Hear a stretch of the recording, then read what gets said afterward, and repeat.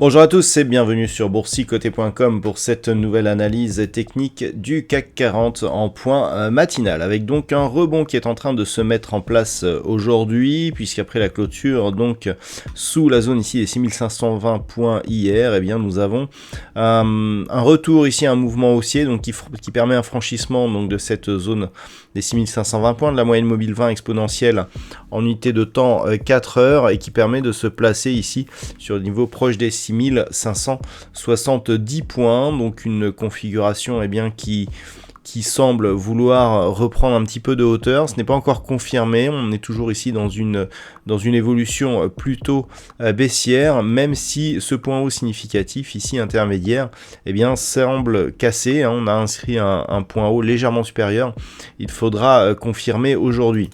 Du point de vue des indicateurs techniques, alors c'est très hésitant et c'est très irrégulier en termes de progression. On avait des histogrammes du MACD qui s'étaient totalement inscrits dans une phase de neutralisation hier. On repart sur un mouvement haussier aujourd'hui, là où le RSI lui reste neutre avec ces mouvements qui vont tantôt à la hausse, tantôt à la baisse.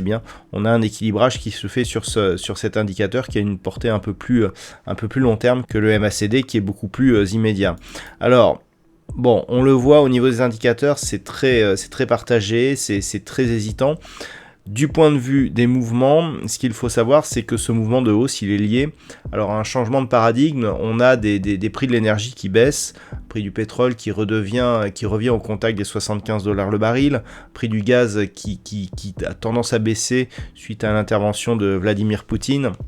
Du côté des États-Unis, on a le plafond de la dette qui semble en bonne voie pour être renégocié. On a déjà repoussé le délai et du coup ça fait baisser le taux obligataire américain. D'ailleurs, ça se voit au niveau du palmarès. On a une reprise en main du marché par le secteur du luxe qui avait fortement souffert ces derniers jours. Et dans le bas du palmarès, nous avons toutes les valeurs qui avaient augmenté ou mieux résisté à la précédente baisse, à savoir Total Energy, donc qui provoque la plus forte baisse aujourd'hui, et les bancaires qui sont elles aussi la plupart dans le rouge. Donc on le voit, on a un changement de polarisation du marché qui pourrait s'inscrire dans une reprise de mouvement haussier. Alors, d'un point de vue technique, si on essaye de tracer un petit peu des lignes de tendance, on a ici une ligne que l'on pourrait faire partir, donc pour retrouver ici des points hauts significatifs. On a 3 points ici de référence. Ce que l'on peut constater, c'est que sur ce gap ici, on franchit justement cette zone de résistance, ce qui pourrait donner à ce gap le statut de gap de rupture par rapport à cette dynamique baissière. Alors, attention toutefois, on avait ici une phase d'élargissement.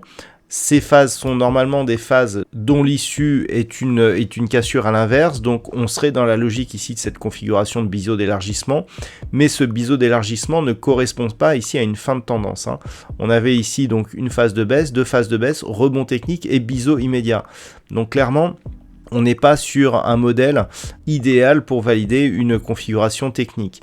Donc ce qu'il va falloir surveiller, toutefois, c'est l'éventuel retour ici sur cette zone de résistance. Donc ça peut donner des informations intraday assez importantes. D'un point de vue global, c'est la zone des 6520 points, proche de la moyenne mobile 20 exponentielle ici dans cette unité de temps 4 heures, qui nous indiquera, tant que les cours évolue sur des niveaux supérieurs à ceux-ci, que nous sommes dans une possible reprise du marché à la hausse. Et puis naturellement, si les cours évoluent ici en direction de la zone des 6608 points, et ce sera un bon signal, casse ici cette zone des 6620 points, point haut intermédiaire que nous avons ici, là clairement on serait effectivement sur un retournement de tendance un peu plus pérenne qui pourrait nous donner des signaux à portée un peu plus moyen terme. Voilà donc ce qu'il faut surveiller pour aujourd'hui sur cette séance. D'un point de vue macroéconomique, alors le calendrier il est assez fourni encore une fois aujourd'hui. On est toujours dans l'attente des NFP donc qui seront diffusés demain lors du Trading Live qui démarrera à 14h. Du point de vue donc macro, il n'y aura pas de statistiques majeures ce matin. Nous avons une intervention de la Banque Centrale Européenne à 13h30 qui dévoilera donc le compte-rendu de sa réunion de politique monétaire, donc les minutes de la BCE, 13h30. À 14h30, comme tous les jeudis, nous aurons les inscriptions hebdomadaires au chômage du côté des États-Unis. Et puis au Canada, accessoirement, nous aurons l'indice PMI Ivy. Voilà donc pour ce point matinal. Je vous souhaite une bonne séance. On se retrouve dès ce soir pour toutes les autres analyses techniques du site boursicoté.com.